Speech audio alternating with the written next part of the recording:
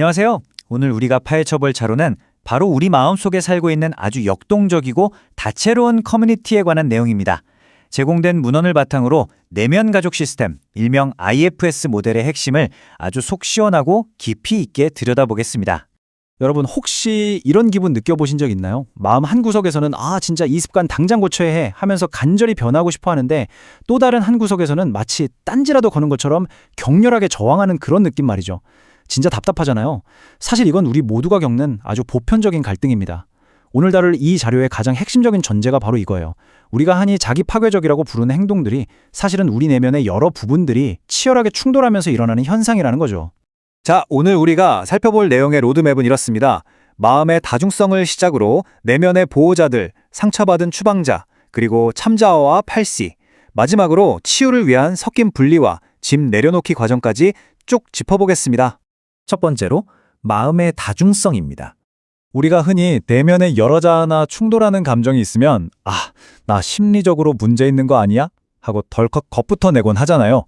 그런데 자료에 등장하는 이 핵심 문장에 꼭 주목해 보셔야 합니다. 정신세계의 다중성은 병리 현상이 아닙니다. 그것은 정상적인 상태입니다.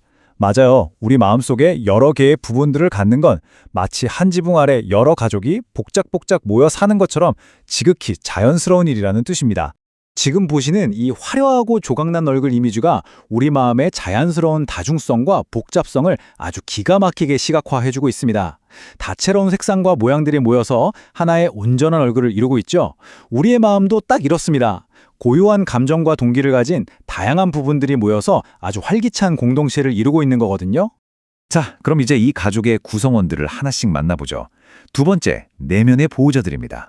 이 보호자들은 크게 두 그룹으로 나눌 수 있어요. 먼저 관리자는 굉장히 선제적이고 미래지향적입니다. 어떻게든 정서적인 고통을 겪지 않으려고 미리미리 계획하고 통제하려 들죠.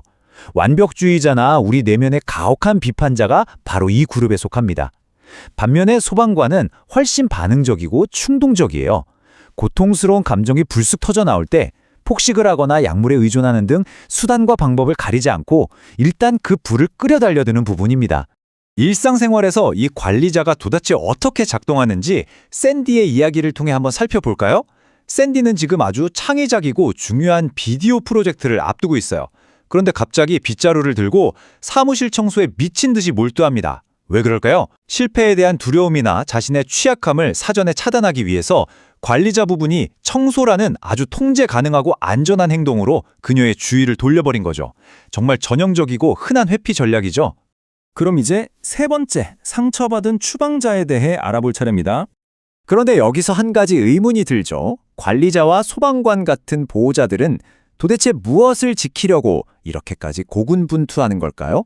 그들이 지키려는 대상은 바로 추방자입니다. 추방자는 과거의 트라우마나 깊은 두려움, 정서적인 고통을 고스란히 짊어지고 있는 정말 취약하고 상처받은 내면 아이 같은 부분이에요. 보호자들은 이 추방자가 뿜어내는 압도적인 고통이 시스템 전체를 무너뜨릴까 봐 겁이 나는 겁니다. 그래서 이들을 무의식적 깊은 곳에 단단히 가둬버리려고 그토록 애를 쓰는 거죠. 이쯤 되면 마음속이 너무 복잡하게 느껴지실 텐데요. 그래서 네 번째, 참자아와 팔씨가 중요합니다. 이 엄청난 내면의 혼란 한가운데에도 시스템을 아주 건강하게 이끌어갈 수 있는 손상되지 않은 리더가 굳건히 자리하고 있습니다. 우리는 이걸 참자아라고 부릅니다. 이 참자아는 호기심, 침착함, 자신감, 긍휼, 창의성, 관계매점, 용기, 명료함이라는 아주 강력한 8가지 C의 특성을 가지고 있어요. 그리고 여기에 더해 중독 같은 회복 과정에서 꼭 필요한 9번째 C, 즉 건강한 선택을 할 수 있는 능력까지 완벽하게 아우르고 있습니다. 자료에서는 이 참자아를 밝기 빛나는 태양에 비유하고 있습니다. 먹구름이 태양을 잠시 가릴 수는 있어도 태양 그 자체를 훼손할 수는 없잖아요. 마찬가지로 내면의 극단적인 부분들이 일시적으로 참자아를 압도할 수는 있어도 결코 손상시키거나 없앨 수는 없습니다. 먹구름 같은 극단적인 부분들이 아주 조금만 물러나주면 참자아는 아주 자연스럽게 따뜻한 긍휼의 빛을 발하면서 내면 가족의 조화와 치유를 가져다 주게 됩니다. 그렇다면 이 치유는 구체적으로 어떻게 이루어질까요? 마지막 5번째, 섞임 분리하기와 집 내려놓기 과정을 살펴보겠습니다. 치유의 첫 번째 관문은 바로 감정과 나 자신 사이의 거리를 두는 섞임 분리하기입니다. 어떤 특정 부분에 완전히 압도되어 버렸을 때 우리는 이 3단계를 시도해 볼 수 있어요. 1단계, 일단 잠시 멈추고 깊게 심호흡을 하면서 현재 상황을 감지합니다. 그런 다음 2단계로 지금 나를 장악하려는 보호자 부분에게 잠시만 뒤로 물러서 줄래? 하고 정중하게 요청하는 겁니다. 그리고 마지막 3단계, 약간의 거리가 확보되면 이제 참자아의 따뜻한 호기심을 가지고 그 부분을 아무런 비판 없이 그저 안전하게 관찰해보는 거죠. 이렇게 보호자가 마음을 열고 한 발짝 물러나주면 드디어 우리는 상처받은 추방자와 만나 집 내려놓기 과정을 시작할 수 있습니다.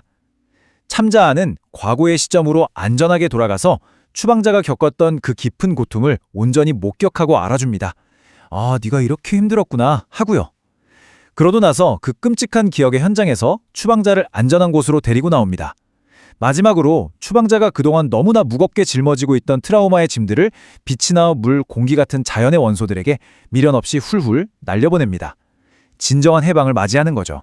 이 놀라운 치유 과정의 바탕에는 아주 따뜻하면서도 강력한 대원칙이 하나 깔려 있습니다. 바로 모든 부분은 환영받는다는 거예요. 여러분, 우리 내면의 어떤 부분도 본질적으로 나쁜 건 절대 없습니다. 심지어 불쑥불쑥 튀어나오는 충동적인 소방관의 행동이나 숨이 턱턱 막히는 관리자의 매서운 비판조차도요, 궁극적으로는 어떻게든 우리를 보호하려고 했던 아주 긍정적인 의도에서 출발한 것들입니다. 이 사실을 진심으로 수용할 때 비로소 우리는 파괴적인 습관을 둘러싼 그 지독한 수치심에서 완전히 자유로워질 수 있습니다. 오늘 해설을 마무리하면서 여러분께 꼭 드리고 싶은 질문이 하나 있습니다. 다음번에 마음속에서 극심한 내면의 갈등이 훅 하고 올라올 때 여러분은 어떤 부분의 이야기에 귀를 기울이시겠습니까? 무작정 스스로를 자책하거나 감정을 억누르려고 애쓰는 대신 긍휼과 호기심으로 가득 찬 여러분 안의 참자아를 조용히 불러내어 내면의 리더십을 한번 발휘해 보시는 건 어떨까요? 오늘 이 해설이 여러분의 복잡한 내면을 이해하고 따뜻하게 다독이는데 작게나마 도움이 되었기를 바랍니다. 함께 해주셔서 감사합니다.